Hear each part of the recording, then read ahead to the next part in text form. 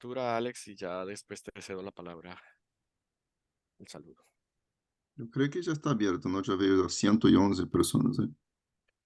128, sí. 128. ¿Listos?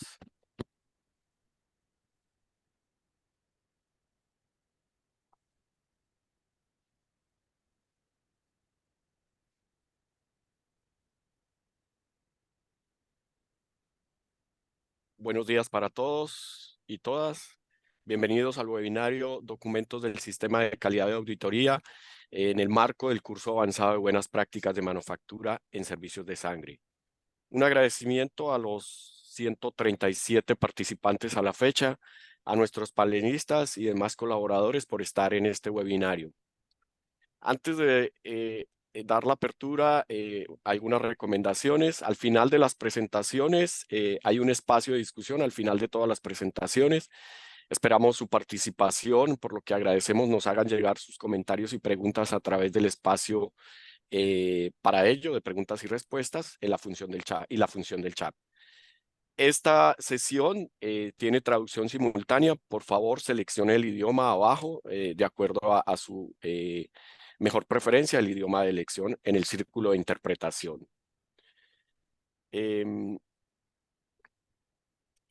Para continuar entonces, le doy la bienvenida a nuestro jefe de unidad, Alexander Lengruber. Él es ingeniero químico, máster en políticas públicas y especialización en economía de la salud y farmacoeconomía. También es asesor de evaluación y tecnologías sanitarias de la Organización Panamericana de la Salud y es nuestro jefe de la Unidad de Acceso de Medicamentos y Tecnologías actualmente, del Departamento de Innovación y Acceso a Medicamentos y Tecnologías. Alexander, adelante, por favor. Muchas gracias, Maurício.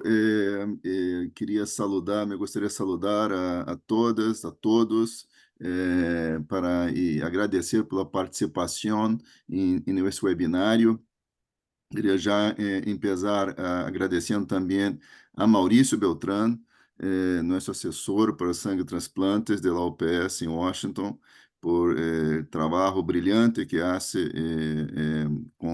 já há muitos anos, como vocês sabem, e especialmente por organizar este webinário, também nosso apoio também para de administrativo para a organização dessa sessão. Vejo que já temos mais de 130 participantes, está crescendo aqui o número de participantes conectados, assim que eles agradeço por isso. Também queria agradecer, depois Maurício vai apresentar a renda, mas também me gostaria agradecer a participação de nossos panelistas nesse webinário. Não vou nombrar a todos, porque depois Maurício vai apresentar, mas nossos panelistas de Anvisa, de Hemocentro, do Hospital Pablo Tobón Uribe, em Colômbia, da Fundação Hemominas, em Brasil, que um trabalho muito importante que vão compartilhar a experiência. Então, queria brevemente dizer que a UPS, através de nosso Departamento de Inovação, Acesso a Medicamentos e Tecnologias Sanitárias, que é liderado por a doutora Judith Rios, e mais especificamente nossa unidade de acesso a medicamentos e tecnologias, a unidade em que nós, eu e Maurício, trabalhamos, queríamos dar uma cordial bem-vinda para este nosso webinário sobre documentos do sistema de qualidade e auditoria. Esse webinário busca dar continuidade aos cursos realizados por a Organização Mundial da Saúde em idioma inglês e francês e o curso avançado de Buenas Práticas de Manufactura em Serviço de Sangue, organizado por la OPS em espanhol e português, e que foram desarrollados no ano passado para o fortalecimento da regulação e as buenas práticas em los serviços de sangue. Esse webinário pretende destacar a importância de los documentos, registros e processos de auditoria interna para apoiar os processos de traçabilidade e o cumprimento das buenas práticas de manufactura em los serviços de sangue. Finalmente, se oferece uma visão prática de experiências regionais dos serviços de sangue, com o objetivo de compartilhar experiências para melhorar os sistemas de qualidade e o desenvolvimento de los sistemas de monitoreio e traçabilidade conforme as buenas prácticas de manufactura. Então, temos uma agenda intensa agora, por isso quero ser breve, uma vez mais felicitar, veio aqui Cristiane Silva Costa, de Anvisa, menciono especialmente por conhecê-la e porque trabalhei mais de 10 anos em Anvisa, então tinha uma relação especial com essa instituição e, obviamente, para todos os nossos panelistas vão compartilhar experiências muito importantes e por isso temos um agradecimento especial a todos os que han aceitado participar dessa sessão. Então, se passo a palavra de novo a Maurício. Maurício, felicitações pela iniciativa. E eu não vou poder quedar-me toda a sessão, então queria desejar-lhes quedar-me um pouco mais, mas depois vou ter que sair antes de cierre, mas queria desejar-lhes realmente um excelente webinário, uma excelente discussão. Muitas graças pela participação. Gracias, Alex. Muchas gracias por esta introducción y contextualización de este seminario. Antes de entrar a la agenda, les comentamos que actualmente el curso de Buenas Prácticas de Manufactura, el curso avanzado de Buenas Prácticas de Manufactura para Servicios de Sangre, cuenta con más de 1000 participantes inscritos en la versión en español y más de 260 participantes en la versión en portugués. Este curso fue desarrollado en conjunto entre la Organización Panamericana de la Salud y la Agencia Nacional de Vigilancia Sanitaria de Brasil, Anvisa, y lo pueden encontrar en el campus virtual de salud pública de la Organización Panamericana en las dos versiones. También para los colegas del Caribe, les informamos que del 7 de mayo al 10 de mayo tendremos el curso sobre buenas prácticas de manufactura organizado por la Organización Mundial de la Salud. Esto vamos a estarlo informando obviamente a todos los servicios del Caribe, pero desde ya para que se paren en sus agendas.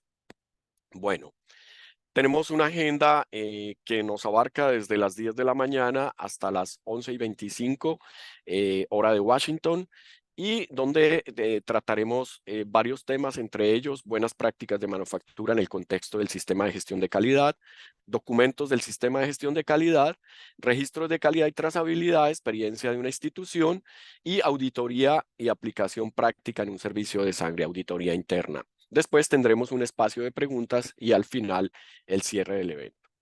Entonces, con este contexto, les pido a quienes no estén, les pido por favor mantener los micrófonos cerrados y recordarles que pueden enviar sus preguntas y respuestas a través del chat o del QA, preguntas y respuestas.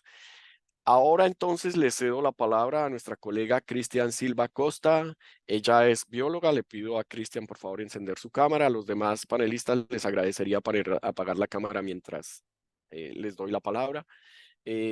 Cristian es bióloga, magíster en biología molecular y especialista en regulación y vigilancia sanitaria. Trabaja actualmente, como ya lo mencionó Alexander, en la Agencia Brasilera de Vigilancia Sanitaria Anvisa, que es la autoridad reguladora, desde el 2005. Es gerente sustituta de la Oficina de Sangre, Tejidos, Células, Órganos y Productos de Terapias Avanzadas en esta institución Anvisa. Cristian nos hablará de buenas prácticas de manufactura en el contexto del sistema de gestión de calidad. Adelante, Cristian, bienvenida. Gracias, doutor Maurício. Compartilhando a tela. Se vê? Sim, né?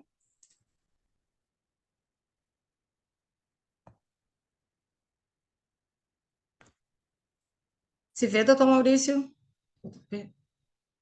Sí, adelante, sí. Ok.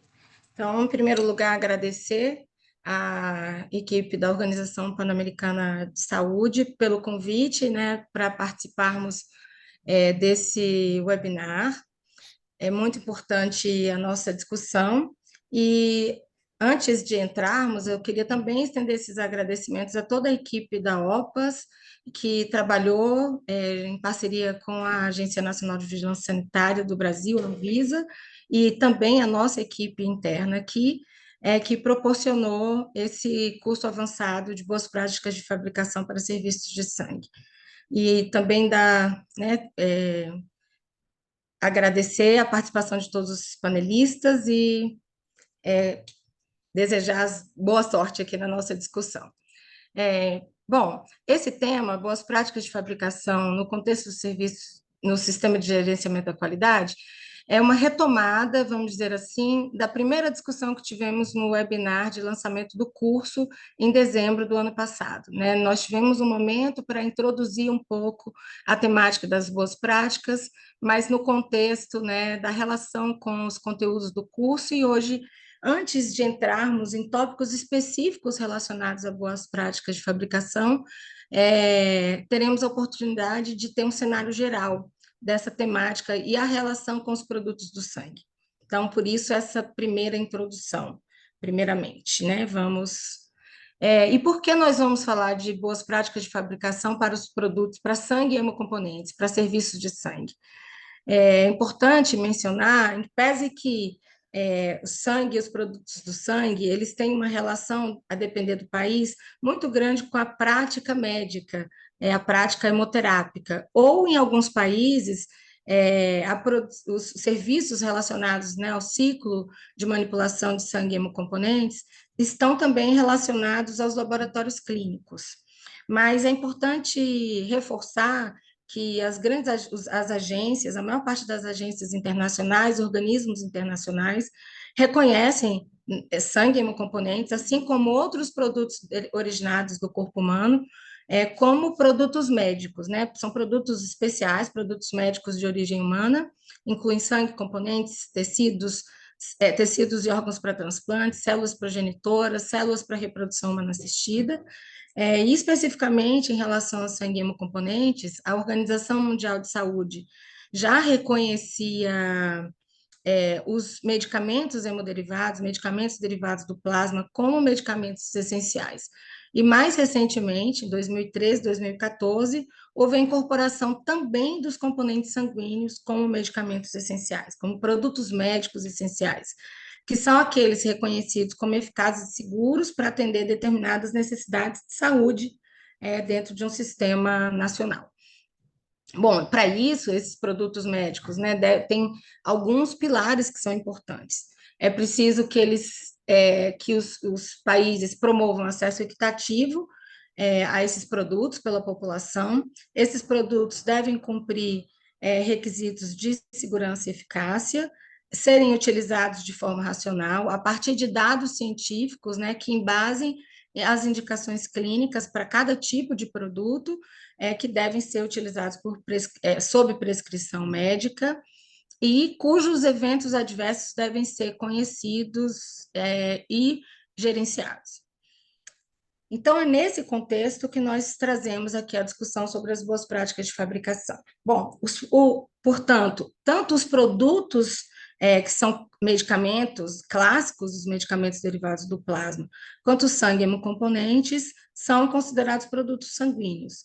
E devem ser considerados alguns aspectos, como deve existir uma estrutura nacional de governança, independente dos estabelecimentos que os produzam, e que vai orientar as políticas públicas relacionadas ao acesso da população a esses produtos. Devem existir também, os produtores devem cumprir aspectos da garantia da qualidade, né, como qualquer produto biológico, o que inclui controle das matérias-primas, dos processos de produção e também dos produtos finais. E deve ser obedecido o cumprimento aos princípios das boas práticas de fabricação. Portanto, nós estamos falando, né, dos medicamentos hemoderivados, que são geralmente produzidos a partir do plasma excedente do uso transfusional, ou mesmo coletado para as finalidades industriais de produção de medicamentos, e, portanto, esse plasma, que já é um hemocomponente, deve cumprir boas práticas de fabricação. Mesmo assim, no cenário internacional, os países ainda passam por questões relacionadas a grandes desperdícios desse hemocomponente por falta, né, de cumprimento dos critérios de qualidade. Da mesma maneira, apesar de que os hemoderivados são medicamentos clássicos, passam pelos mecanismos regulatórios clássicos de medicamentos, né? E não necessariamente isso é verdade para os hemocomponentes, vai depender, né, dos modelos regulatórios de cada país, mas os sangue hemocomponentes também devem garantir eficácia, segurança e qualidade, né? E qualidade significa a capacidade desses produtos atenderem determinados requisitos, determinadas especificações, de acordo com o uso pretendido de cada um desses produtos. Para garantia de eficácia clínica, segurança e qualidade, esses produtos devem ser oriundos de doadores saudáveis, seguros, são produtos que passam por processo de manipulação mínima, o que significa que o processamento não vai alterar significativamente as características biológicas originais, né? O uso homólogo, então, esses produtos vão ter a mesma atividade nos receptores que tinham nos seus doadores. Portanto, é importante garantir que eles mantenham essas propriedades e que o processo de manipulação não insira riscos adicionais. Portanto, a importância desses conceitos, né, desses princípios de boas práticas de fabricação para atingir esses requisitos especificados. Então, essa é um pouco a lógica de trabalharmos essa temática das boas práticas aplicadas ao serviço de sangue. Então, o que são as boas práticas de fabricação, né?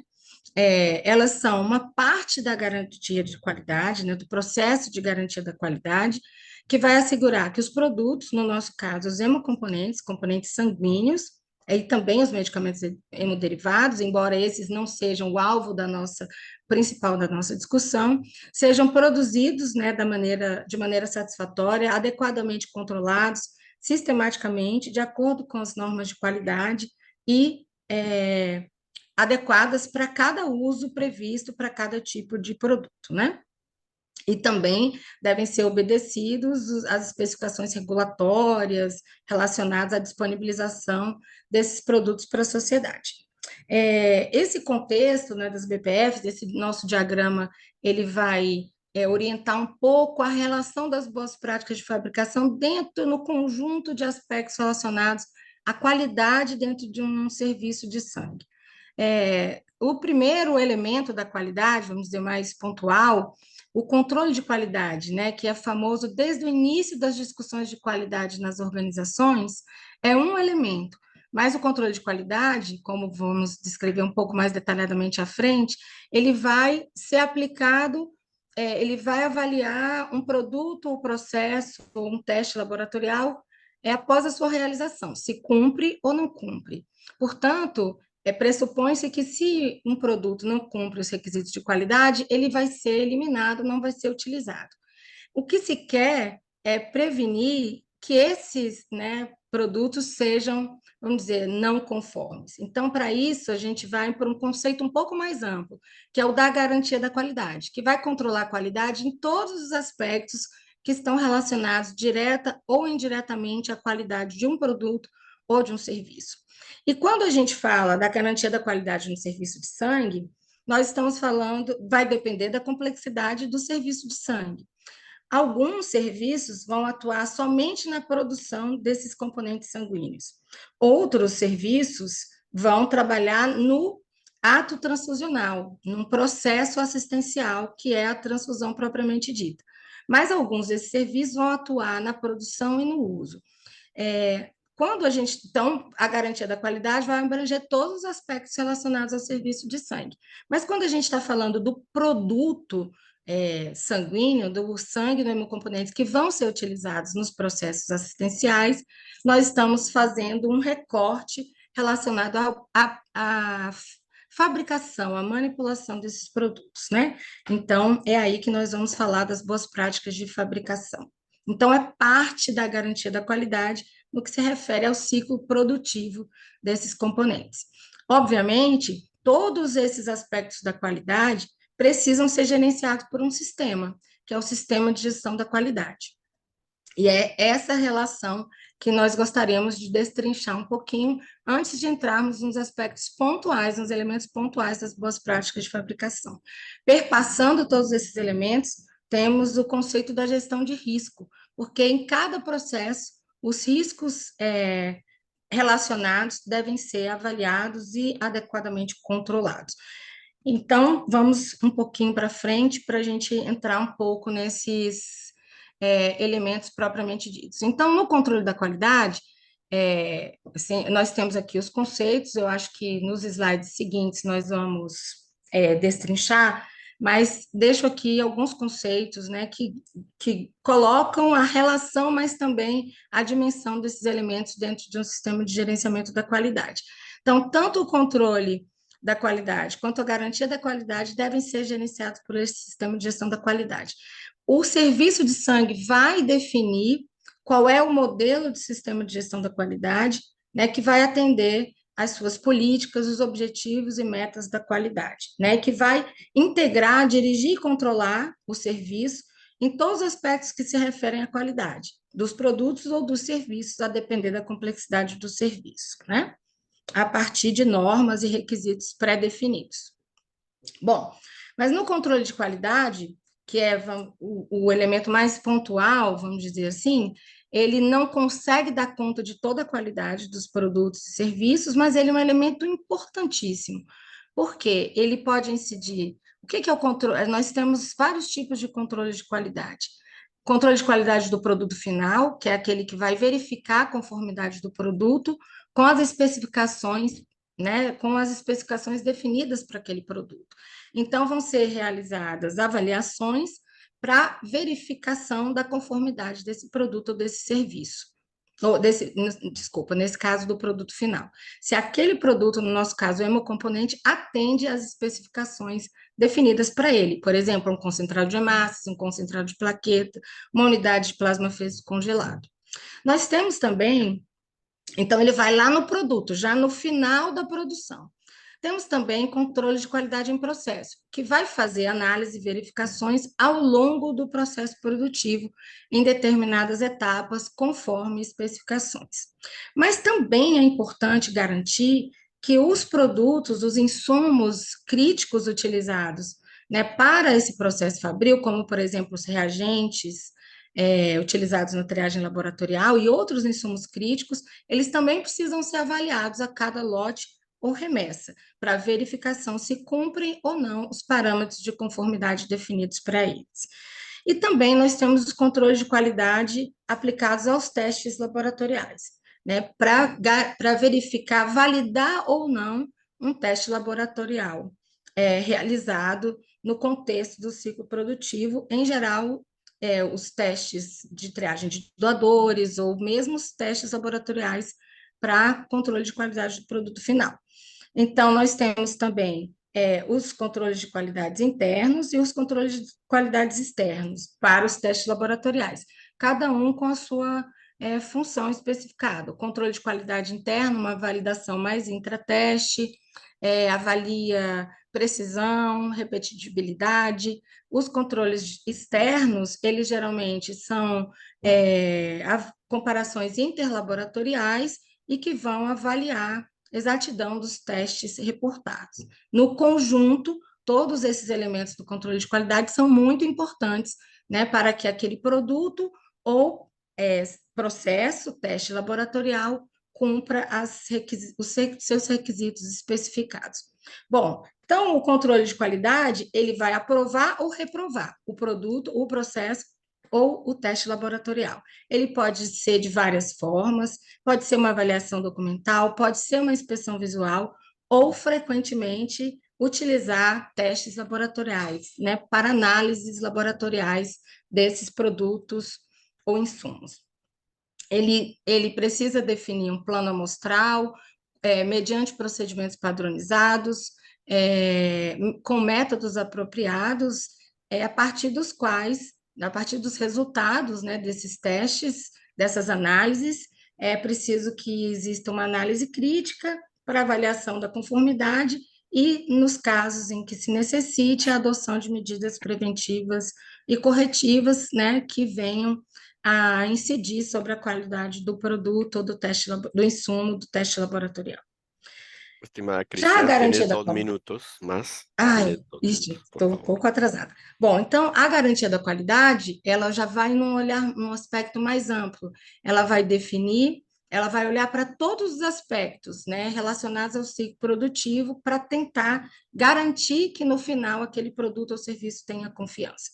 E aí, olhando para todos esses processos, né, que entra as boas práticas, que é uma parte da garantia da qualidade, que vai olhar todos esses aspectos mais nos processos produtivos, desde a seleção de doadores, a coleta do sangue, o processamento e obtenção dos hemocomponentes e os processos de armazenamento e distribuição desses produtos. Como se trata de um produto médico, então também os mecanismos de vigilância de eventos adversos devem estar ativos. Então, as boas práticas de fabricação, que vão envolver as boas práticas de laboratório e também de armazenamento e distribuição, vão olhar para todos os aspectos da cadeia produtiva, em todos os processos de obtenção dos hemocomponentes, e também olhando para o gerenciamento do risco, com a finalidade de buscar qualidade, segurança e eficácia desses hemocomponentes produzidos. Portanto, as boas práticas de fabricação vão olhar para os elementos básicos que são a estrutura física e organizacional, para os processos, todos processos técnicos que têm que ser mapeados e padronizados, a qualificação do pessoal, dos equipamentos e dos insumos envolvidos, os sistemas ou produtos, sistemas e processos validados, incluindo os sistemas computadorizados, a gestão dos desvios, controle de mudanças e também, obviamente, monitoramento e avaliação sistemática. São os elementos coordenados por um sistema de gestão da qualidade que vão prover confiança e, portanto, qualidade, segurança e eficácia desses componentes sanguíneos, né? O que significa cumprir rastreabilidade, cumprir as especificações e manter a integridade desses produtos. Deixo aqui algumas normas e referências internacionais, e a partir de agora nós vamos entrar em cada um desses aspectos. E nesse primeiro momento vamos discutir um pouco o papel da documentação e o papel da auditoria, né, que fazem parte desse conjunto de elementos observados nas boas práticas. E, como reforçar um pouco o convite do Dr. Maurício, essas discussões vão acontecer no contexto, no marco do curso de Boas Práticas de Fabricação para Serviços de Sangue, que pode ser acessado por esse link e também já foi disponibilizado no chat, e é um convite a que todos que não ainda participam possam ingressar e ter acesso a esses conteúdos relacionados às BPFs para serviços de sangue. Então, meus agradecimentos, tanto à equipe da OPAS, da Anvisa, às nossas consultoras, e muito obrigada. Desculpa ter passado um pouquinho, doutor Maurício. Estimada Cristian, muchas gracias, muy amable por esta contextualización. Continuamos entonces ahora con la siguiente charla sobre documentos del sistema de calidad con Natalicia Acevedo Silva. Ella es graduada en enfermería, enfermera y coordinadora de gestión de calidad del Centro de Hematología y Hemoterapia del CEARA, del Hemocentro CEARA. Con una amplia experiencia en implantación del sistema de gestión de calidad en servicio de hemoterapia, con certificación ISO 9001 y acreditación ABB este servicio. Especialista en gestión de calidad y acreditación por la Facultad de Ciencias Médicas de Minas Gerais. Evaluadora líder del Programa Nacional de Calidad de Morret. Bienvenida, Natalicia. Adelante, por favor. Bom dia a todos. Gostaria de cumprimentar o doutor Maurício, né, e agradecer o convite da OPAS junto com a Anvisa do Brasil, na nossa Agência de Vigilância Sanitária, pela oportunidade de estar trocando experiências sobre gestão da qualidade no tópico de documentação da qualidade. Vou fazer aqui a apresentação.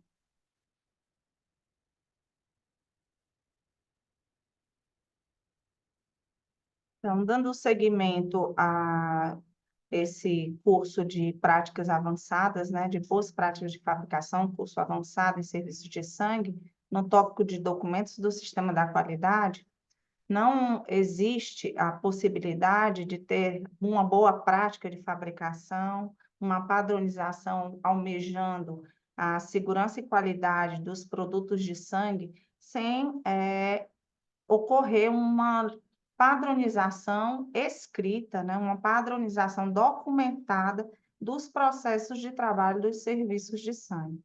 Então, ao se pensar um sistema de gestão da qualidade que perpassa desde o controle de qualidade, garantia da qualidade, construindo o sistema, não existe essa possibilidade sem você passar a escrever processos de trabalho.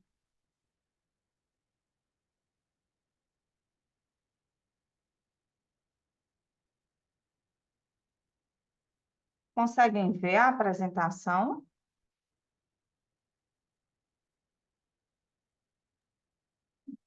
Não, Natalícia, você tirou a apresentação.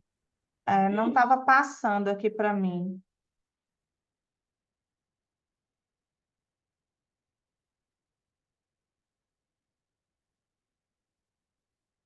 Ok.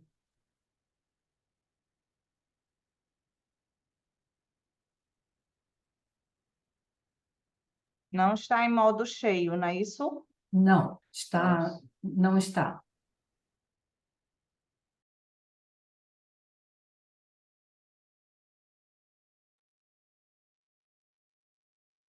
Continua sem estar modo cheio.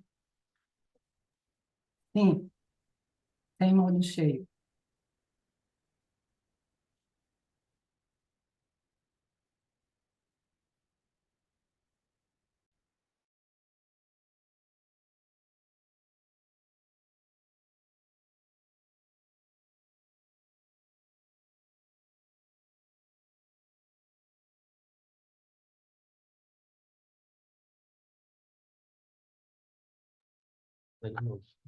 Hã?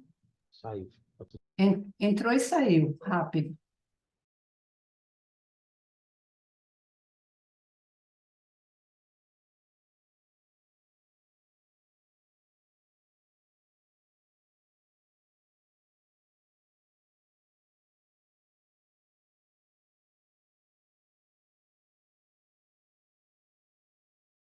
Podemos poner la presentación desde acá y tú nos vas indicando, Natalicia.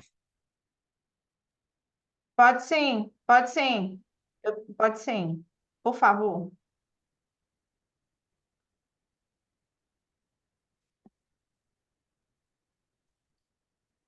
Ahí se está viendo bien. Ok. Só não está em modo cheio aqui para mim. Si está en modo share, está en modo presentación.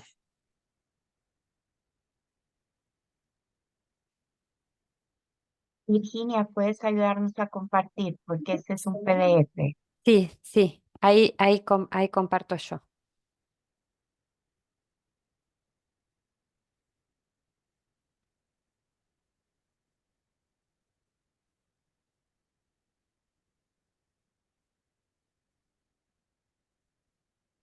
Adelante. Ahora sí. Pode passar para o próximo slide, por favor.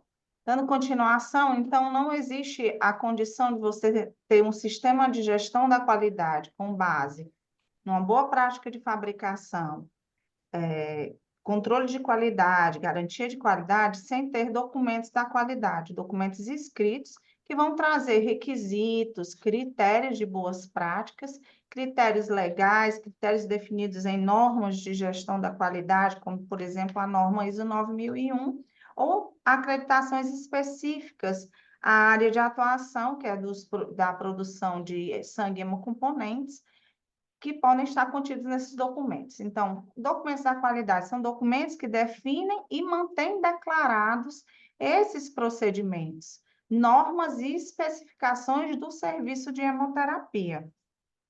Esses documentos, eles vão do nível estratégico, mais macro, que vão definir requisitos da organização do serviço como um todo, até o nível operacional, que vai por exemplo, descrever a manutenção de um equipamento, vão descrever a realização de uma tarefa mais básica, de nível operacional. Nesse nível, nessa descrição de procedimentos, merecem destaque, por exemplo, os procedimentos operacionais padrão, os documentos escritos e autorizados que fornecem instruções detalhadas sobre a realização das atividades, de atividades específicas. Eles vão detalhar o passo a passo de como executar uma determinada tarefa. Próximo slide, por favor. Então, esses documentos, normalmente, a depender do país, né, que esse serviço está estabelecido, eles devem seguir os aspectos legais do país. No caso do Brasil, nós temos uma legislação muito bem definida, bem detalhista, no tocante aos requisitos que devem cumprir com base no risco. Então, esses procedimentos devem estar pautados nos aspectos legais. A legislação brasileira, por exemplo, ela prevê que o serviço deve manter um conjunto de procedimentos operacionais, não só técnicos, ou seja, ligado diretamente à produção, né, de sangue e hemocomponentes, mas também de administrativos, aqueles processos de apoio e de suporte. Então, no Brasil, todo serviço de hemoterapia, ele deve ter um sistema de gestão da qualidade que deve incluir alguns critérios, como desde a estrutura organizacional, responsabilidades das funções, padronização de processos e procedimentos. Então, deve estar contido esses aspectos legais na documentação escrita para o sistema da qualidade. Também os aspectos normativos que podem estar relacionados à norma que aquele serviço quer ser certificado, como, por exemplo, a ISO 9001, a ISO 14000, ou, por exemplo, a acreditação internacional da ABB, na acreditação americana relacionada ao serviço de hemoterapia. E, como, por exemplo, para ilustrar, a ABB ela traz que, no requisito 6, que os serviços de hemoterapia devem ter políticas, processos e procedimentos para garantir que os documentos sejam identificados, revisados. Então, ao definir um rol de documentações da qualidade, eles devem estar pautados nesses três aspectos, legais, normativos e de acreditação. Pode passar o slide, por favor. Então, quais são os tipos de documento da qualidade que, normalmente, ao se montar um sistema, nós podemos encontrar? Instruções de trabalho, procedimentos operacionais padrão, processos formalizados, como, por exemplo, fluxogramas, guias e manuais de operação. O que é importante entender ao querer montar um sistema de gestão da qualidade e montar a sua documentação? Você vai definir os seus documentos, primeiramente, baseados na cultura do seu serviço. Se o seu serviço já apresenta uma cultura de escrever instruções de trabalho de forma mais simples, ou são procedimentos operacionais, ou procedimentos sistêmicos, ou instruções de operação, você vai aproveitar e deve aproveitar a cultura da organização para você montar esses documentos. Então, deve também, nesse momento em que você está elencando que documentos da qualidade vão ser escritos para fundamentar o seu processo finalístico, né? O seu processo de produção, com base no que a gente já expôs em relação à garantia e o controle da qualidade, objetivando a segurança do processo, você também deve definir os registros que devem estar ligados a esses procedimentos. Pode passar o slide, por favor. Então, esses documentos, também, a gente começa, quando fala de nível estratégico, eu vou pensar na política da qualidade, no manual da qualidade, são procedimentos e processos que devem descrever uma situação macro do serviço de forma estratégica, bem como procedimentos determinados pela organização, pelo serviço, como necessários para assegurar o planejamento, a operação e o controle dos processos. Essa redação ela é da ISO 9001 e ela quer dizer que, para além dos processos estratégicos que devem estar declarados, eu devo determinar como organização quais são os procedimentos que devem estar descritos. Então, a política da qualidade, ela é uma diretriz que deve estar descrevendo o objetivo da qualidade para manter os seus produtos e serviços. Ela é utilizada como parâmetro na melhoria contínua dos processos para a tomada de decisão. É importante entender que a política da qualidade, ela deve ser declarada, portanto, escrita, disseminada, divulgada, e ela nunca é um ente isolado, ela nunca é um conceito isolado. Ela sim é sempre e deve ser consistente com a política geral da organização, assim como a sua identidade organizacional. Pode passar o próximo, por favor. Então, quando eu defino uma política da qualidade, que é a minha declaração documentada de como a qualidade do serviço de hemoterapia quer, né, alcançar os seus objetivos, ela deve estar alinhada, portanto, desdobrada a partir da identidade organizacional, que é simplesmente a missão da instituição, né, para que aquele serviço existe, bem como a visão, que é a visão de futuro, é onde eu pretendo chegar com o meu serviço. Então, é importante também, ao descrever, ao listar, ao pensar em elaborar os documentos da qualidade dentro de um sistema, começar também a descrever esses processos e procedimentos ou políticas estratégicas. Pode passar. E quais são os tipos de documentos da qualidade que a gente encontra, né? Vamos ter manuais, procedimentos operacionais padrão, CIPOC. O CIPOC é um diagrama baseado na cadeia de fornecimento de cada processo, onde eu defino qual é o fornecedor daquele processo, quais são as entradas, que são os insumos, como é o processo em si, o passo a passo daquele processo, o que que eu vou ter de saída, qual é o próximo cliente, né? Ele é muito comum na área da qualidade, muitos serviços utilizam esse tipo de procedimento, né, que é um fluxo, ou os fluxos simples, ou procedimentos sistêmicos. Como eu falei anteriormente, é importante que você aproveite a cultura da sua organização para você escrever os seus documentos, né? Pode passar. E o que são documentos da qualidade? Dentro da norma ISO 9000, que fala dos conceitos dos sistemas da qualidade, ele define, por exemplo, o manual da qualidade como a especificação do sistema de gestão da qualidade em uma organização.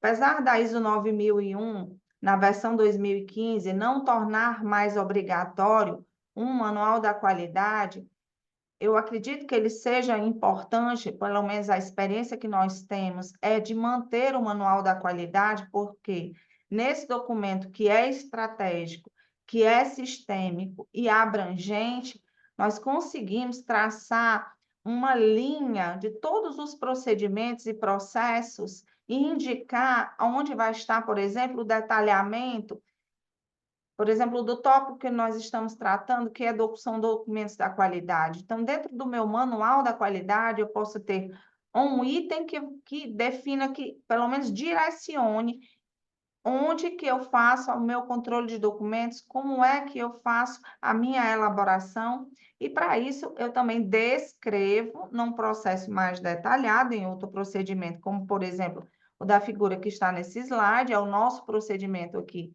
do meu serviço de elaboração e controle da informação documentada do sistema da qualidade, onde aqui sim eu descrevo detalhadamente como é o processo, desde a elaboração até o controle dos procedimentos do sistema da qualidade. Pode passar. A partir da definição, né, dos documentos que precisam ser escritos, lembrando que eles vão do nível estratégico, ou melhor, devem ir do nível estratégico ao operacional, nós devemos organizar de forma que obedeça também o organograma, a estruturação de processos do meu serviço, né? Por exemplo, aqui no nosso serviço, a gente trabalha com procedimentos sistêmicos da qualidade, que são os procedimentos que, a partir do manual, que é um documento macro, eu vou descrever aqueles itens que a norma ISO 9001, por exemplo, fala. Então, no item da norma que fala de controle de documento, eu vou ter um procedimento sistêmico ligado a esse item que vai detalhar esse requisito. Também, por exemplo, a auditoria interna, que vai ser tratado logo mais tarde nesse mesmo webinar, eu tenho um procedimento sistêmico que está relacionado ao meu manual e que vai descrever como, por exemplo, eu faço a minha auditoria interna, como eu faço o tratamento dos desvios, das não conformidades. Para o nosso serviço, no nosso sistema, nós chamamos esses procedimentos de procedimentos sistêmicos da qualidade. São procedimentos de nível estratégico que detalham os requisitos da norma ou requisitos legais que, para o serviço de hemoterapia, por exemplo, são requisitos muito importantes. Como eu falo de gestão de risco, por exemplo, eu tenho um procedimento sistêmico da qualidade para detalhar esse processo que é de fundamental importância. Pode passar. Então, aqui são os tipos de documentos que nós trabalhamos dentro do nosso sistema. Vale a pena lembrar que você deve aproveitar a cultura, a forma de fazer já da sua organização. Então, no EMOS, aqui no meu serviço, nós temos anexos, que são alguns documentos em que a gente coloca informações relevantes que estão ligadas aos procedimentos já escritos. Nós temos boletins da ABB, por exemplo, que são documentos que relatam, que detalham, que têm requisitos que precisam ser cumpridos. Nós temos bulas, contratos, convênios, fluxos, formulários, uma lista de documentos que ela vai precisar ser definida, esses tipos de documento, com base no sistema da qualidade que está desenhado para cada organização. Pode passar. Dentro do sistema que nós utilizamos informatizado para controle, para elaboração e controle dos documentos da qualidade, nós dividimos em relação à nossa organização de processos. Então, aqui, a nossa experiência é dividir nas áreas de hematologia e hemoterapia, e por cada processo seguindo, por exemplo, quando eu olho para o serviço de hemoterapia, seguindo o ciclo do sangue, o ciclo produtivo do sangue. Então, dentro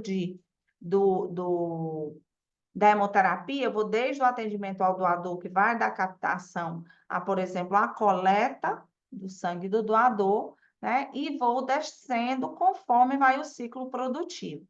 Pode passar. Aqui nós trazemos a hierarquia da documentação, lembrando que, quando a gente falou no início, quando ao traçar uma lista de documentos, eles devem ser abrangentes no tocante a ser do estratégico ao operacional. Então, para nós, aqui no nosso sistema, nós temos as documentações de primeiro nível, que é o manual da qualidade, onde eu vou ter declarado, documentado as intenções e diretrizes para o sistema de gestão da qualidade. Eu vou ter ainda no nível estratégico, num segundo nível, os procedimentos sistêmicos da qualidade, que vai detalhar esses requisitos, os procedimentos de terceiro nível, que são os procedimentos específicos, e os registros, que são as instruções de trabalho, elas descrevem as rotinas que vão ser evidenciadas nos registros. Pode passar. Estimada Natalícia, tienes 2 minutos más, por favor. Ok. Então, o que é importante na prática para a gente escrever uma lista de procedimentos documentando a nossa padronização? É importante você definir no seu sistema uma formatação, uma forma de escrever os seus procedimentos e instruções técnicas. É importante você colocar algumas orientações sobre a redação desses procedimentos, contemplando elementos de estrutura e identificação dos mesmos. Pode passar.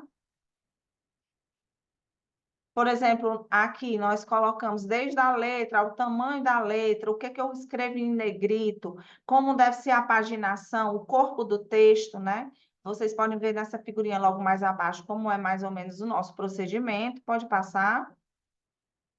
É importante você fundamentar e você deixar bem claro para a pessoa que vai elaborar o procedimento que ele deve ser claro, conciso, um vocabulário de uso coloquial, que possa ser entendido por aqueles que vão aplicar, que vão ser treinados. O que for em língua estrangeira deve ser evidenciado conforme aos padrões de escrita do país, né? Deve ficar tudo muito claro para que seja fácil daquela pessoa que vai operar aquele processo entender. Pode passar. Então, algumas regrinhas básicas. É importante você escrever as ações, o detalhamento de cada procedimento na ordem que elas acontecem, evitar muitas palavras, textos confusos, utilizar a voz ativa. É importante ter um equilíbrio, não deve ser tão simples nem tão robusto a escrita, explicar os pressupostos, né, e as legislações, não usar gírias, e sempre observar o público que vai ler aquele procedimento, para que você mantenha a linguagem acessível a eles. Pode passar. Algumas estruturas que nós mantemos aqui, nós criamos um modelo para cada tipo de documento, descrevendo cada item desse documento para facilitar na elaboração. Pode passar. Aqui é a lista mestra, deve ser mantida a partir da elaboração dessa lista de documentos, desse rol de documentos, uma lista mestra de fácil acesso, para que os usuários do sistema possam, né, manusear, ler e ter acesso a esses documentos. Pode passar. Os documentos, como a gente já havia iniciado, eles devem ser escritos com base nos aspectos legais, nos aspectos normativos e seguindo, obviamente, os processos realizados pelo serviço de hemoterapia. Porque eu trago uma figura que desenha mais ou menos o ciclo do sangue, então os processos, os documentos escritos do Sistema de Gestão da Qualidade, depois de serem escritos estratégicos e tal, a gente vai descer no detalhamento, a gente vai olhar para o ciclo do sangue e vai descrever os processos de trabalho de cada área dessa aqui descrita, né, para que a gente consiga garantir no final um sangue ou uma componente de qualidade seguro. Pode passar. Então, resumindo, quando eu quero escrever, né, e por necessidade de montar um sistema, eu preciso escrever e documentar as minhas práticas, é importante que eu liste e mapeie os macroprocessos, que eu faça, liste e mapeie os processos finalísticos, que eu elabore os procedimentos com base nesse mapeamento de processos. É importante que eu aproveite a cultura da organização e do serviço já estabelecida, e uma coisa que eu acho de fundamental importância é ter muito cuidado quando você pega procedimentos de outro serviço. Que você possa fazer uma análise se aquele procedimento que está escrito para um serviço X, ele consegue ser adaptado para o seu. Então, basicamente, são essas dicas, né, ao escrever os procedimentos da qualidade. Pode passar? Eu agradeço, perdão aí pela demora, aí, porque eu passei um pouquinho do tempo. Estimada Natalicia, muchas gracias por esta presentación. Continuamos el seminario con registros de calidad y trazabilidad, la experiencia de una institución. Les presento a Gloria Eugenia Barco Arteurtúa. Ella es bacterióloga y laboratorista clínica del Colegio Mayor de Antioquia, Colombia, con experiencia en la implementación del sistema de calidad y banco de sangre y servicio de gestión pretransfusional. Esta institución cuenta con acreditación ABB y es docente, ya es docente universitaria y coordinadora del banco de sangre del Hospital Pablo Tobón Uribe de Medellín, Colombia. Bienvenida, Gloria. Adelante. Muchísimas gracias. Bueno, buen día. Bienvenidos todos a este seminario y agradecer a la Organización Panamericana de la Salud y Anvisa por propiciar estos espacios de capacitación para todo el personal de los servicios de sangre. Bueno, continuando con el tema de documentación, que es bien importante en los sistemas de gestión de calidad, vamos a hablar en este momento de los registros de calidad, la trazabilidad, y vamos a ver algunas generalidades y la metodología trazadora, en donde vemos que los registros de calidad son tan importantes en estos espacios de auditoría. Quiero que nos quede claro tres términos importantes cuando hablamos de sistemas de gestión de calidad y hablamos de documentación. Uno de ellos es el formato. El formato es un documento, es una plantilla en el que se anotan todos los datos relacionados con la realización de cualquier tarea que hacemos en un sistema de gestión y que hacemos en los servicios de sangre. Una vez ese formato se encuentra diligenciado, se encuentra ya con todos sus espacios diligenciados, llenados, completados, se convierte en un formato. Ese formato termina siendo esa evidencia de que todas las tareas sí se realizaron. Muy importante que la norma ISO hoy no habla mucho en su nueva versión de registros, pero habla de información documentada, que finalmente es lo mismo, ¿cierto? Tener esa información toda documentada es un registro de calidad.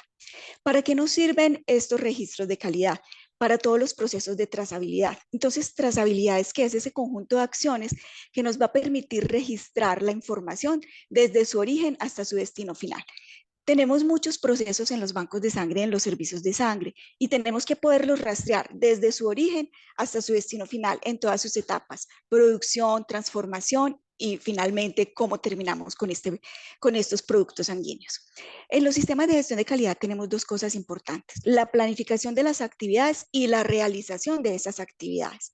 ¿Cómo vamos a dejar documentados entonces esa planificación de actividades? El cómo se hace finalmente nos queda en un procedimiento. ¿Dónde se anota? En un formato. Y cuando yo vamos a hablar de realización de actividades, tenemos que dejar evidencia de esas actividades que hicimos. ¿Dónde las vamos a dejar? En nuestros registros. Estos formatos que se van a convertir en nuestros registros.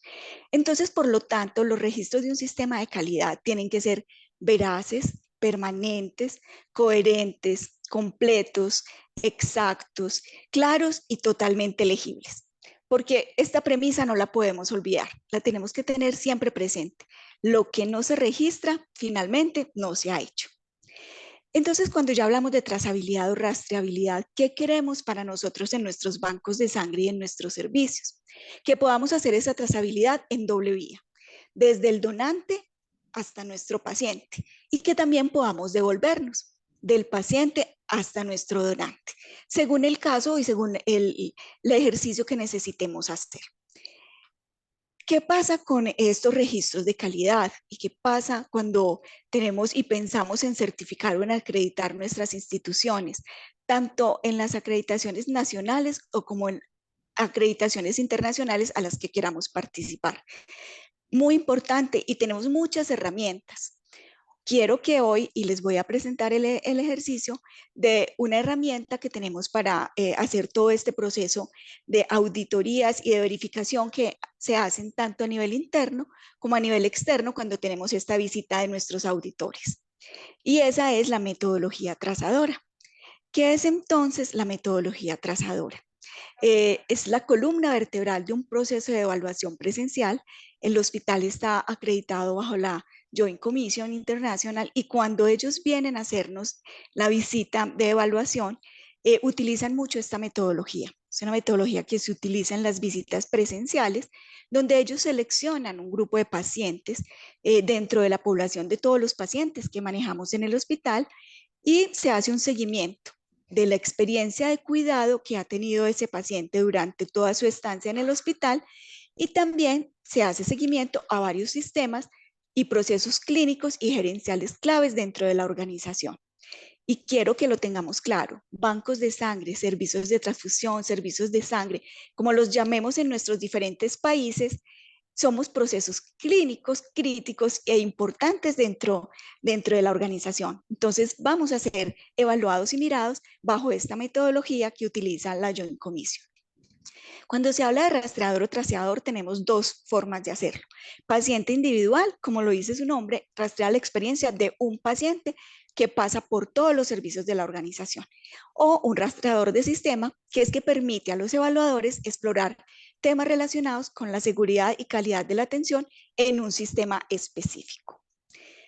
Voy a presentarles entonces la metodología que hemos utilizado como trazadora dentro del hospital para hacer el seguimiento y la evaluación de ese proceso de transfusión sanguínea. En este caso estamos hablando de un trazador de sistema, según la definición que les di anteriormente. Entonces, este es un ejercicio que hicimos en el hospital. Se hizo una revisión aleatoria de 14 pacientes con orden de transfusión, donde están involucrados diferentes servicios, obviamente, banco de sangre, urgencia, cirugía, y esos servicios asistenciales donde se realiza transfusión de pacientes y donde están involucrados un número importante también de personas. Nuestros donantes, nuestros pacientes y familiares de esos pacientes, los médicos y las enfermeras que son una parte activa e importante de un proceso de transfusión, el personal de enfermería y el personal, obviamente, del servicio de sangre o del banco de sangre. Entonces, veamos qué metodología utilizamos entonces. Se definieron 7 pasos importantes para realizar esa metodología trazadora. Lo primero es hacer una revisión documental, que ya no lo comentó anteriormente la ponente inicial, que si no tenemos los procesos documentados, pues va a ser muy difícil inclusive hacer un proceso de auditoría o utilizar una metodología trazadora. Entonces, lo primero es hacer esa revisión documental. Como segunda parte de la metodología, implementamos hacer la revisión de los resultados de auditoría de proceso que ya tenemos y que teníamos implantados en el hospital para mirar si esos auditorías sí se estaban realizando y qué resultados finalmente se estaban obteniendo. Se hizo la construcción del instrumento. Hay que conocer el proceso desde el banco de sangre. Se hizo esa revisión aleatoria de esos pacientes. Hay que hacer un recorrido por los servicios. No todo se puede hacer desde el escritorio. Es muy importante ir y visitar cada uno de los servicios por donde ese proceso de transfusión pues pasa. Y finalmente se hace una consolidación del informe para saber si estamos cumpliendo, sí o no, con el proceso de terapia transfusional. Entonces arrancamos la revisión documental haciendo y revisando este procedimiento. Es un procedimiento de consentimiento informado, porque todos sabemos, y sé que en todos nuestros países, pues tenemos que tener un consentimiento previo al proceso de transfusión o al proceso de la terapia transfusional. El objetivo de este procedimiento es estandarizar el diseño, revisión e implementación del consentimiento informado para las intervenciones que lo requieran. Y en este caso, la transfusión lo requiere. Fue primero ese primer dominio, el consentimiento informado, donde tenemos que evaluar varios aspectos.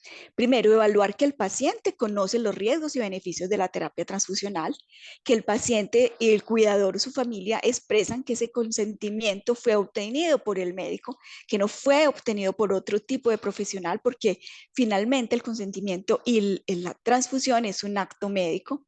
Que se solicita un nuevo consentimiento cuando hay cambios en la condición clínica del paciente, para quienes realicen pruebas pretransfusionales infecciosas. En nuestro caso hacemos prueba pretransfusional para VIH. También es importante tener ese consentimiento informado y que ese consentimiento se encuentra diligenciado, no solamente que existe como un formato, sino que finalmente queda como un registro y que está escaneado y que lo encontramos en la historia clínica de cada uno de nuestros pacientes, que van a ser obviamente, que son transfundidos, perdón.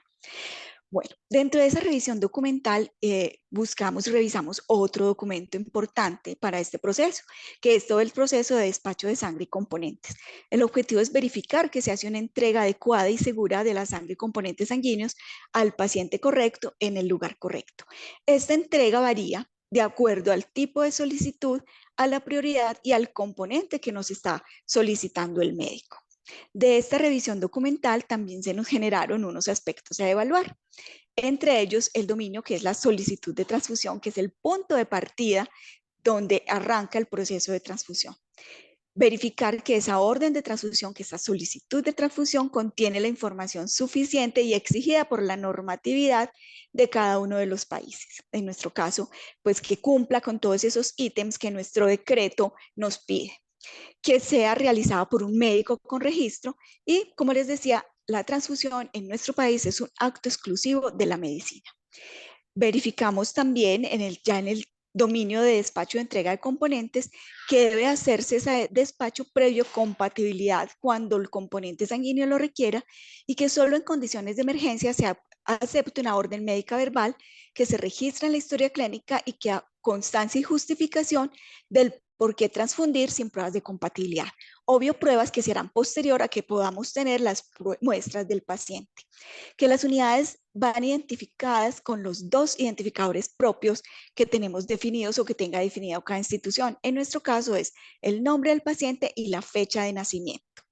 Y que los componentes sean entregados en el servicio donde se encuentra el paciente por personal del banco de sangre y sea recibido por personal de enfermería del servicio. Se revisó otro documento que es el de cuidados de enfermería del paciente adulto pediátrico o neonato con terapia transfusional, que lo que busca es eso, proporcionar todas las herramientas para que el personal sepa cuál es la forma más adecuada de realizar la aplicación de la sangre y de los hemocomponentes. Aquí el dominio fue instalación, monitoreo y registro, y que se evalúa que la transfusión se realiza bajo la responsabilidad de un médico y que se vigila ese proceso durante todas sus etapas para poder identificar algún tipo de reacción o evento adverso. Que se realiza una identificación correcta del receptor usando nombre completo, fecha de nacimiento, y que esta verificación se hace por 2 actores importantes en la terapia transfusional, el médico y el personal de enfermería. Que se comprueba el grupo sanguíneo del paciente y que sea el indicado del paciente o que el componente que hayamos enviado sí sea compatible. Se verifica la fecha de caducidad de la unidad y que la información permanezca adherida a la bolsa durante todo el periodo de la transfusión. Otro aspecto a evaluar en instalación, monitoreo y registro es garantizar los tiempos de infusión de cada componente del registro de signos vitales antes, durante, después, fecha y hora de inicio y finalización de la transfusión y aplicar el proceso de hemovigilancia para investigar cualquier sospecha de complicaciones transfusionales.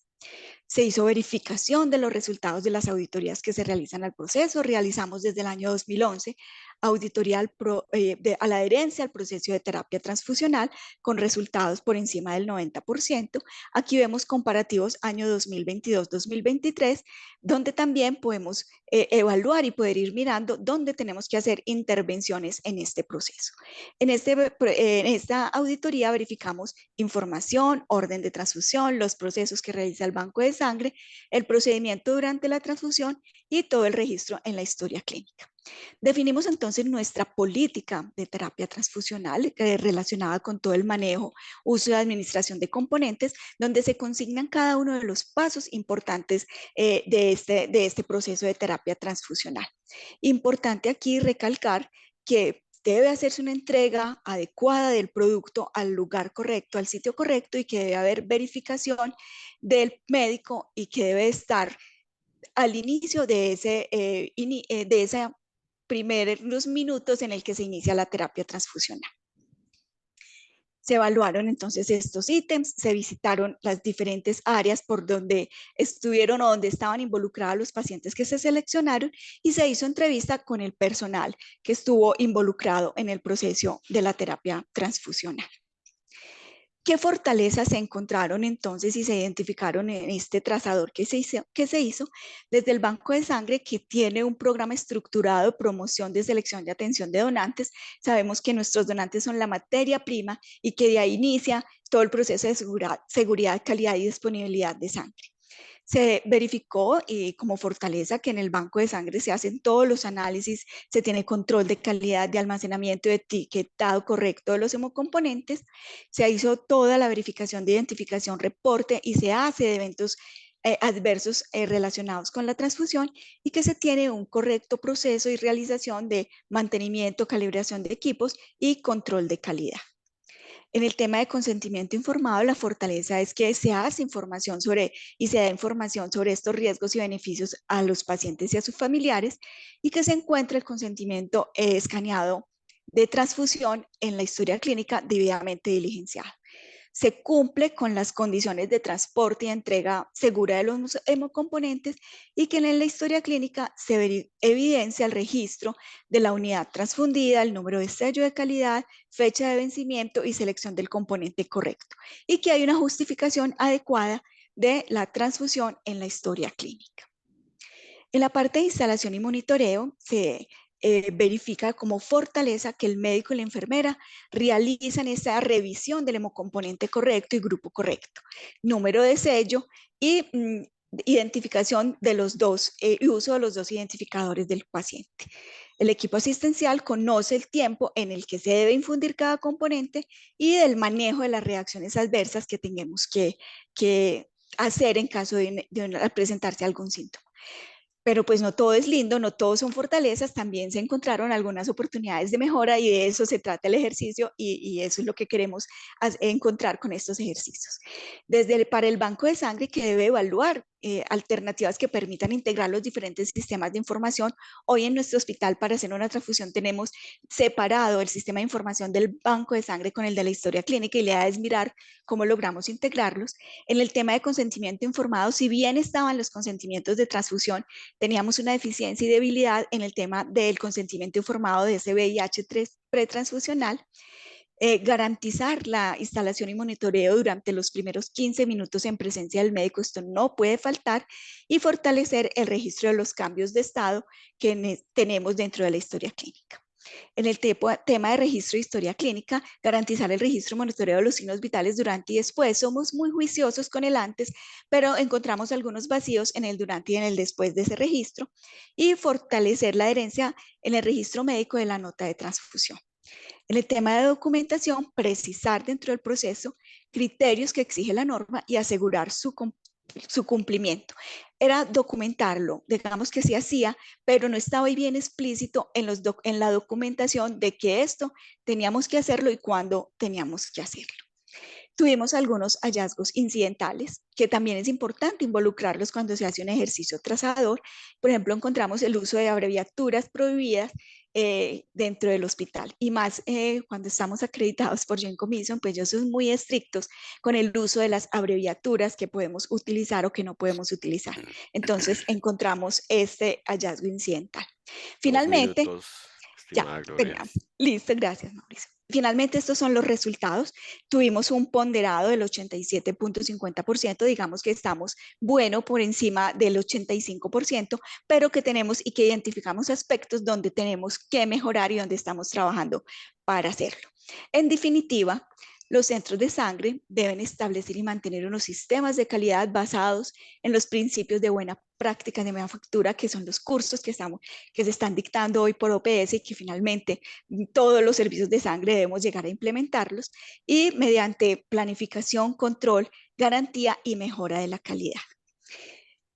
Para efectos del sistema de gestión de calidad, aquello que no está documentado y aprobado finalmente no existió, no se hizo. Entonces no podemos olvidar esto y que los documentos y los registros son el corazón de un sistema de gestión de calidad. Entonces la invitación es a eso, a que todo lo que hagamos nos quede bien documentado, bien registrado, y que si tenemos registros con información que no diligenciamos o que queda vacía, pues evaluemos bien si debe desaparecer de nuestro registro o si tenemos que fortalecer el entrenamiento, la capacitación y la motivación a que todo el personal los diligencie de una manera completa, clara, legible, exacta. Mil gracias. Esto era lo que teníamos para presentarles en el tema de registros de calidad. Creo Gloria, que muchas cumplí gracias, con muy el amable tiempo. por compartir esta experiencia. Okay, Muchas gracias. A usted. Continuamos entonces con nuestro seminario. Le doy la palabra ahora a María Lourdes de Martins de Carvalho, si que puede prender la cámara e ir proyectando, por favor, quien nos compartirá sobre auditoría interna, aplicación práctica en un servicio de sangre. María Lourdes es graduada en farmacia y bioquímica, especialista en calidad y vigilancia en hemoterapia por la Escuela de Salud Pública de Minas Gerais. Es especialista en acreditación hospitalaria por la Facultad de Ciencias Médicas de Minas Gerais. Puedes ir proyectando, por favor. Y evaluadora del Programa Nacional de Calidad de la Hemorrec. Actúa como, en el sector como supervisora y acompaña en las unidades de la Fundación Hemominas. María Lourdes, adelante, por favor. Bom dia, agradeço pelo convite à OPAS e também à Anvisa. Nós vamos falar de auditoria interna, que é uma ferramenta de gestão que, quando bem executada, gera informações valiosas, informações válidas para a tomada de decisão pela direção do serviço. E também auxilia na garantia de conformidade frente aos requisitos legais. regulamentares e requisitos institucionais. Promove também a melhoria contínua e a eficiência operacional. O relatório, que é o resultado final, proporciona um conhecimento abrangente de toda a organização.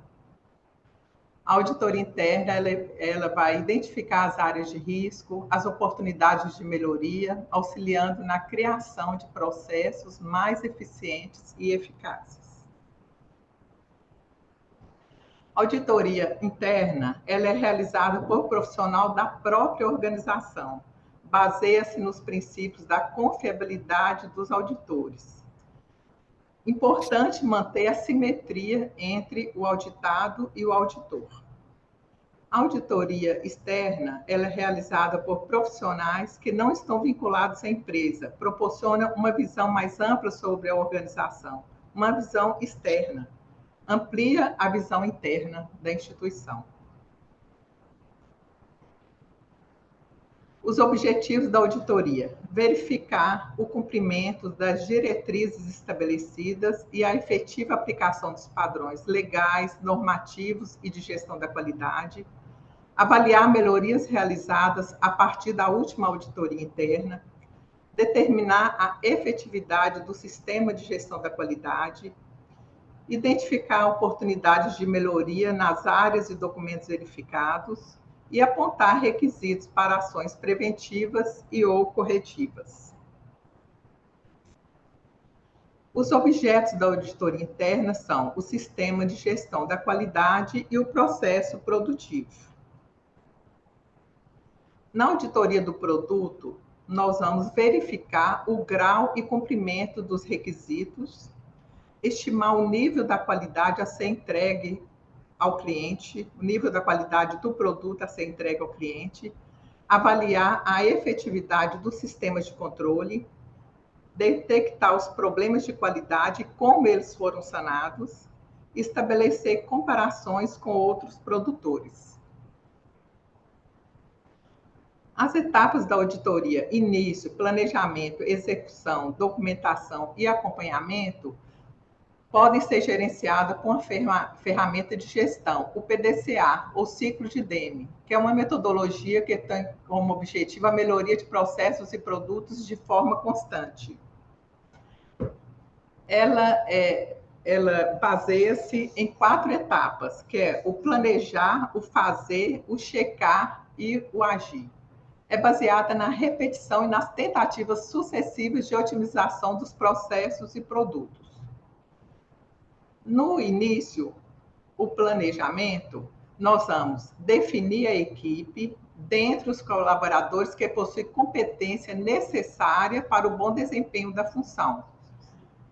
Ter o conhecimento, que vai ser adquirido através do treinamento teórico.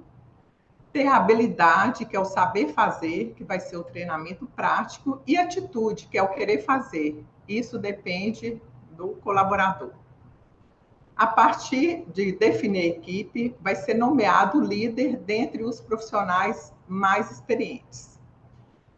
Vai ser também no planejamento elaborado o cronograma e, a partir da elaboração do cronograma, divulgar para toda a instituição.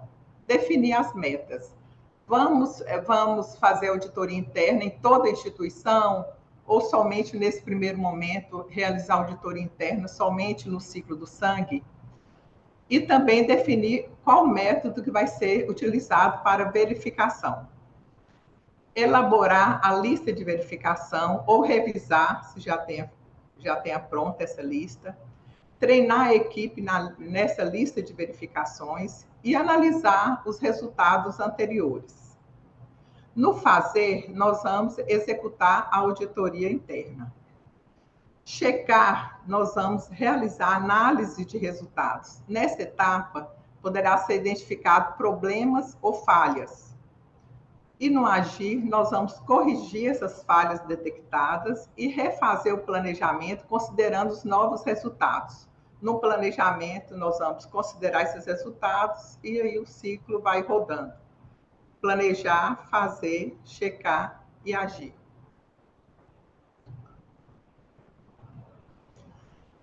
As etapas da auditoria.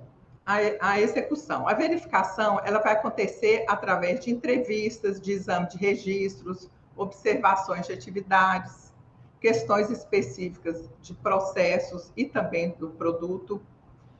Nós vamos ouvir, observar, verificar e confrontar o que se verifica com o que se observa e ouve contra o conjunto de requisitos aplicáveis, que são os requisitos legais e os requisitos institucionais. Nós vamos verificar o grau e cumprimento dos requisitos específicos e regulatórios em serviço de sangue, que são as leis, resoluções, decretos, normas, requisitos e os requisitos institucionais. Se realmente aquele serviço está cumprindo estes requisitos. Vamos estimar o nível da qualidade a ser entregue ao cliente.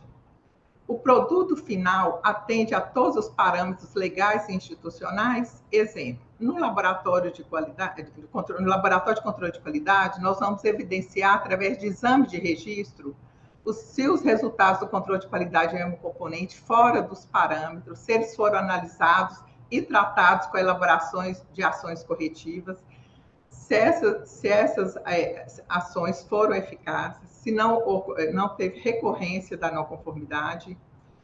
Vamos solicitar o protocolo com a descrição dos hemocomponentes produzidos na unidade, o tipo de controle que foi realizado, a amostragem de parâmetros mínimos esperados, se estão de acordo com a legislação vigente.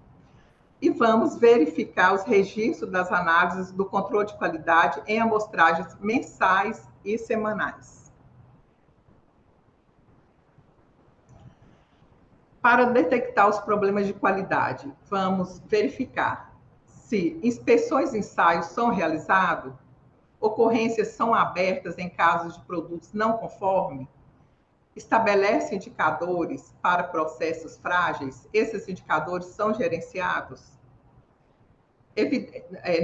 Exemplo, no laboratório de produção, nós vamos verificar a liberação e rotulagem das bolsas, se elas estão sendo realizadas de forma adequada, segundo normas vigentes. E vamos observar as atividades, se realmente está ocorrendo a análise visual dos hemocomponentes produzidos. No concentrado de plaqueta, estão visualizando o Swirling, estão visualizando a presença de grumos. Isso será realizado na observação de atividades. E também na observação de atividades, nós vamos verificar se está ocorrendo a rechecagem dos rótulos, realizado por 2 pessoas, outro método que garanta a segurança da rotulagem. Estabelecer comparações com outros produtores. O serviço, a instituição, participa do controle de qualidade externo, gerencia esses resultados? Então, nós vamos evidenciar através de exames de registro. Geralmente, solicitamos 3 últimos resultados do CQE. Entrevistamos, perguntamos o que é feito em caso de resultado não conforme. Solicitamos o procedimento operacional com descrição da adoção de medidas corretivas e preventivas em caso de não conformidade identificadas. Importante também verificar se ocorre reunião com toda a equipe para o repasse desses resultados do CQE, do Controle de Qualidade Externa.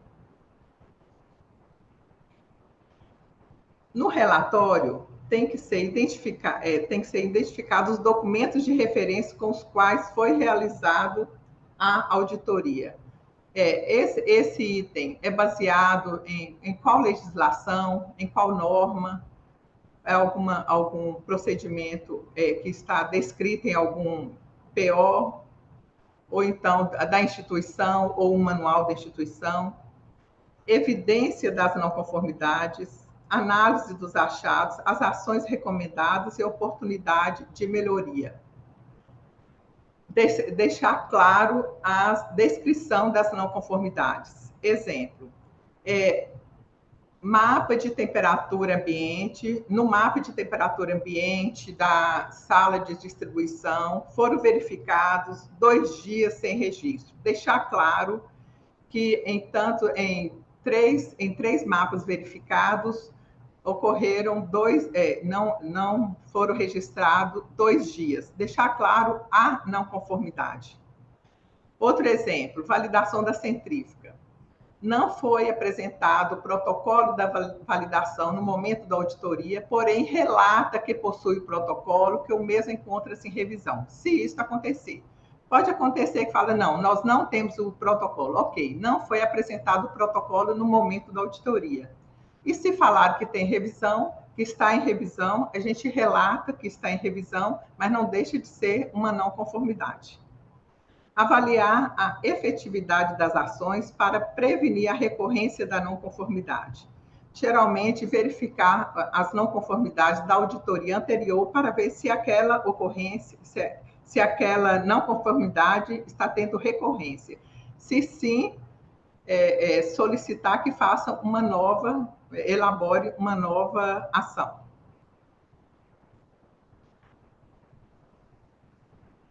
Avaliar a efetividade do sistema de controle. Os fornecedores são qualificados? O transporte dos insumos são adequados? São validados? O transporte de hemocomponentes são validados? Quanto ao tamanho da caixa, tempo de transporte, número de bolsa, faixa de temperatura no transporte, etc. Todas as etapas do processo produtivo são documentados, são controlados. Há o controle de temperatura de equipamentos e temperatura ambiente. E a manutenção, gerenciamento dos equipamentos. Tem a manutenção, ocorre a manutenção preventiva, manutenção corretiva, calibração, validação, qualificação.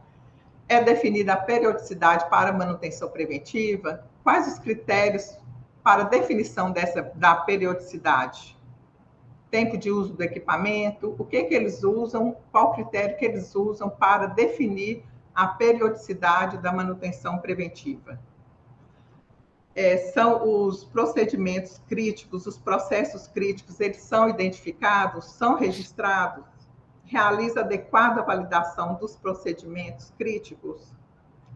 Identificação e rastreamento eficaz do produto? Eu posso verificar onde que uma bolsa de sangue produzida pelo número, onde que ela se encontra, em qual agência transfusional ou assistência hemoterápica. Minuto, estimada Maria Lourdes. A auditoria interna ela é sustentada por 3 pilares, que é a instituição, colaboradores. A auditoria interna ela é sustentada por 3 pilares, instituição, colaboradores e auditores. A instituição ela tem que estar fortemente ligada ao trabalho de conscientização junto aos colaboradores, fazendo que eles entendam que os achados de uma avaliação faz parte de uma melhoria e não de punições, que a não conformidade é para o processo, nunca para o colaborador. Os colaboradores, eles devem evitar a correlação entre pessoas e não conformidades. E os auditores têm que evitar posturas autoritárias, professorais, sempre mantendo essa simetria entre avaliado e avaliador e ter muito cuidado com as inferências. A auditoria ela auxilia a organização a alcançar seus objetivos por meio de uma abordagem sistêmica e disciplinada para avaliação e melhoria da eficácia dos processos. O processo da auditoria é uma proposta de mudança organizacional, com total dependência da vontade e do interesse dos membros da organização. Obrigada. Estimada María Lourdes, muchas gracias por esta presentación. Con esto finalizamos el ciclo de presentaciones de este seminario y entramos a las preguntas. Invito a mi colega Auristela Maciel. ¿Podrías poner la cámara e iniciar? Auristela, por favor, con la pregunta. Auristela es nuestra colega coordinadora del curso de Buenas Prácticas de Manufactura en su edición español y co-desarrolladora también de este. Adelante, Auristela. Bom, nós temos 2 perguntas em português, e eu vou lê-las aqui. A primeira é de um colega que pergunta como criar boas práticas que desestimulem o acesso de populações vulneráveis à doação de sangue e hemoderivados, né? Ele faz duas perguntas com palavras diferentes, mas de forma... no fim, ele está perguntando isso, né? A pergunta dele é como criar boas práticas que desestimulem essa doação por parte de populações vulneráveis, né? E complementa que essas populações acabam sendo discriminadas, né? Elas são discriminadas para doação e que deveria haver também um certo trabalho junto a essas populações, né? De comunicação com essas populações.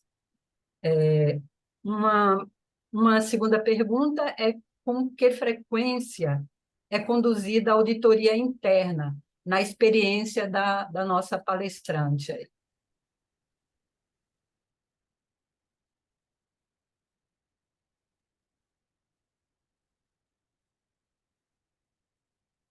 Alguém gostaria de responder a primeira pergunta? Acho que a Cris está convidada também a participar, se for, né? Essa Sim. primeira da questão das populações vulneráveis e Talvez eu possa discriminadas. fazer um comentário e o doutor Maurício pode complementar, assim, numa perspectiva mais abrangente.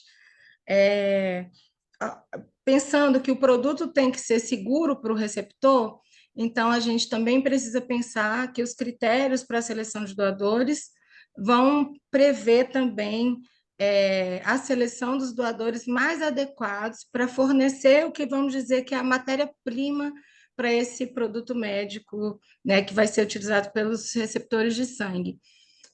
Nesse sentido, então, existem inúmeros critérios relacionados, né, à seleção de doadores.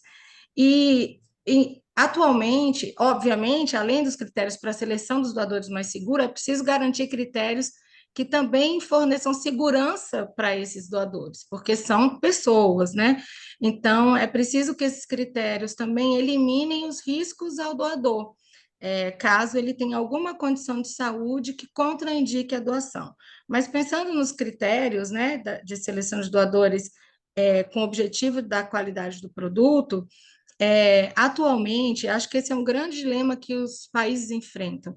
Tem-se, óbvio que algumas barreiras vão acontecer, mas cada vez mais a gente tenta usar e avançar em barreiras que sejam, obviamente, né, doenças pré-existentes, uso de medicamentos, vacinas, procedimentos cirúrgicos, tudo isso pode criar um cenário para que o avaliador identifique se aquela doação é adequada, tanto para o doador quanto para o paciente. Mas, em termos da estigmatização de populações, né, existe uma tendência mundial, com o avanço também das tecnologias, por exemplo, de triagem laboratorial, de que esses critérios sejam focados no risco individual e não de populações, né? Então, esse movimento vai no sentido de identificar doadores mais seguros possíveis e não aplicáveis a uma população toda, e isso talvez seja uma forma de minimizar a estigmatização de algumas populações vulneráveis, mas também ainda observar, né, a segurança do paciente que vai receber o hemocomponente. Se o doutor Maurício quiser complementar.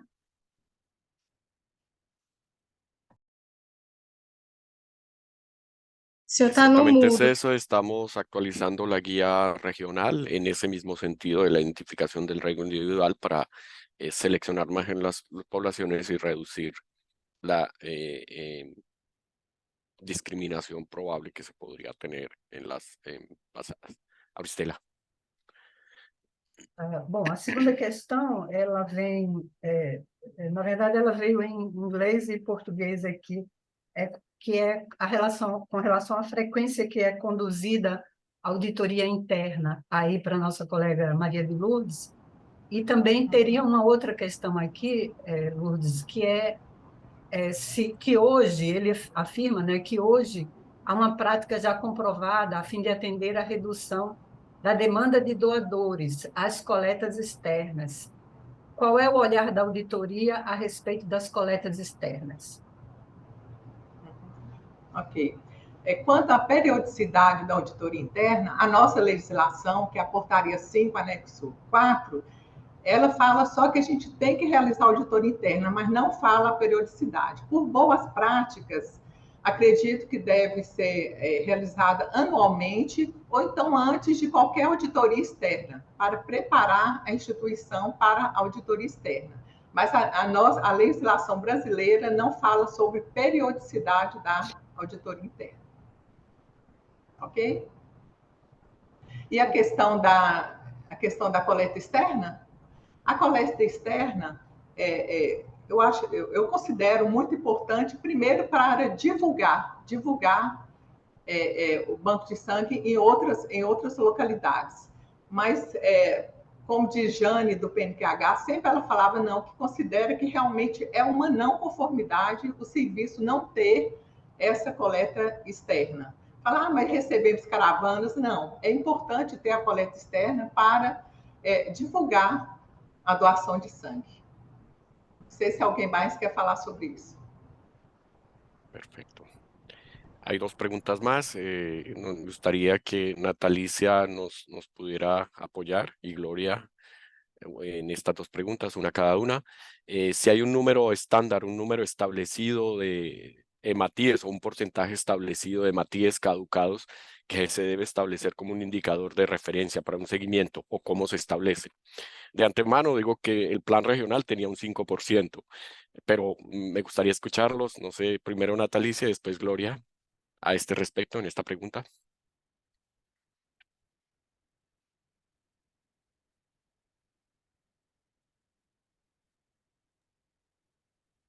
Adelante. Olá. Eu não compreendi muito bem a pergunta. Se puder repetir. El estándar, Auristela, el estándar de glóbulos rojos caducados o vencidos, ¿cómo se establece? De descarte, de concentrado de hemácia. Na realidade, no nosso serviço, a experiência que a gente tem, você deve ver o seu histórico de produção, né? Nós consideramos menos do que 5%. Abaixo de 5% é um descarte, como dizer assim, aceito pelo nosso serviço. Não existe, do nosso conhecimento, dentro da legislação brasileira, um número específico para o descarte de hemocomponentes, porque ele vai envolver outros fatores que são muito variáveis, né?